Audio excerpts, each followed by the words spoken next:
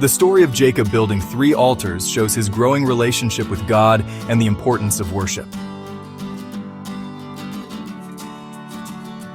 The first altar was built at Shechem. Genesis 33:20 says, "There he set up an altar and called it Elohe Israel." This means, "Mighty is the God of Israel." Jacob built this altar after returning safely from his journey, acknowledging God's protection and faithfulness. The second altar was built at Bethel, the place where God appeared to Jacob in a dream.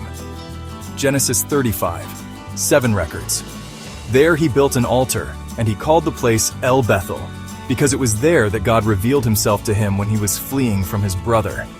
This altar reminds us that God is faithful to reveal himself to those who seek him, and that worship is the proper response when God delivers us from fear and danger. The third altar was built at Beersheba before Jacob went down to Egypt.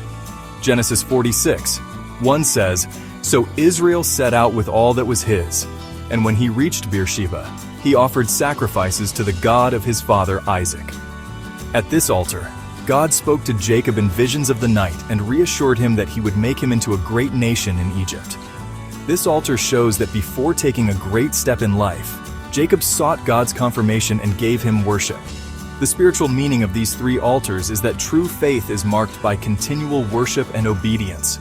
Jacob built altars not for idols, but for the living God, acknowledging his guidance, deliverance, and promises.